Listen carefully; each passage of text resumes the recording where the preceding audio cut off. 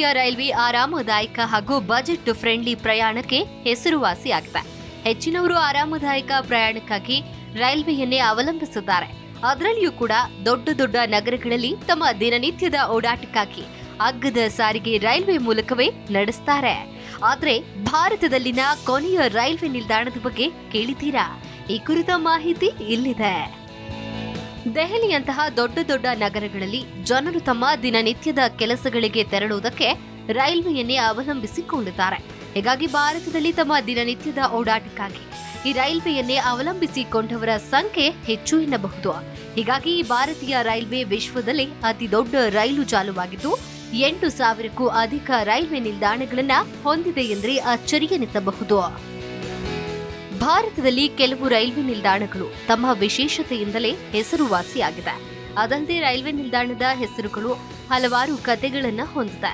ಇನ್ನು ವಿಶೇಷ ಎನ್ನುವಂತೆ ಭಾರತದ ಕೊನೆಯ ರೈಲ್ವೆ ನಿಲ್ದಾಣ ಹೊಂದಿದೆ. ಆ ನಿಲ್ದಾಣವು ತನ್ನ ವಿಶೇಷತೆಗಳಿಂದ ಜನಪ್ರಿಯವಾಗಿದೆ. ಭಾರತದ ಕೊನೆಯ ರೈಲ್ವೆ ನಿಲ್ದಾಣದ ಹೆಸರು ಸಿಂಗಬಾದ್ ರೈಲ್ವೆ ನಿಲ್ದಾಣ.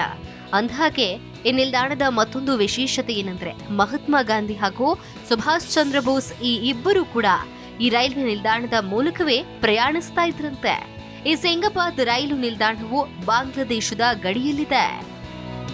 ಹೌದು, ಪಶ್ಚಿಮ ಬಂಗಾಳದ ಮಾಲ್ಡಾ ಜಿಲ್ಲೆಯ ಹಬೀಬ್ಪುರ ಪ್ರದೇಶದಲ್ಲಿರುವ ಈ ನಿಲ್ದಾಣವು ಭಾರತದ ಕೊನೆಯ ರೈಲ್ವೆ ನಿಲ್ದಾಣವೆಂದೇ ಜನಪ್ರಿಯತೆಯನ್ನ ಗಳಿಸಿಕೊಂಡಿದೆ.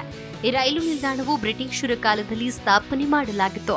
ಆ ವೇಳೆಯೇ ಕೋಲ್ಕತ್ತಾ ಹಾಗೂ ಬಾಂಗ್ಲಾದೇಶದ ರಾಜಧಾನಿ ಢಾಕಾ ನಡುವಿನ ಸರಕು ಸಾರಿಗೆ ಮಾರ್ಗವಾಗಿ ಬಳಸಲಾಗ್ತಾ ಇತ್ತು. ಬ್ರಿಟಿಷರ ಕಾಲದಲ್ಲಿ ಈ ಪ್ರದೇಶವು ಜನದಟ್ಟಣೆಯಿಂದ ಕೂಡಿದ್ರೂ ಕೂಡ ಇದೀಗ ನಿರ್ಜನ ಪ್ರದೇಶವಾಗಿದೆ. ಹೀಗಾಗಿ ಪ್ರಯಾಣಿಕರಿಲ್ಲದ ನಿಲ್ದಾಣವಾಗಿ ಇತಿಹಾಸದಲ್ಲಿ ಸ್ಥಾನವನ್ನ ಪಡೆದುಕೊಂಡಿದೆ. ಇಲ್ಲಿ ಸರಕು ಸಾಗಾಣಿಕೆ ರೈಲುಗಳು ಮಾತ್ರ ಓಡಾಡುತ್ತೆ. ಸದ್ಯಕ್ಕೆ ಈ ರೈಲು ನಿಲ್ದಾಣವನ್ನ ವ್ಯಾಪಾರಕ್ಕಾಗಿ ಮಾತ್ರ ಬಳಸಲಾಗ್ತಾ ಇದೆ. ನೋಡಿದ್ರಲ್ಲ, ಇದಿಷ್ಟು ಕೊನೆಯ ರೈಲ್ವೆ ನಿಲ್ದಾಣ. ಈ ಕೊನೆಯ ರೈಲ್ವೆ ನಿಲ್ದಾಣದ ಹೆಸರು ಸಿಂಗಬಾದ್ ಅಂತ.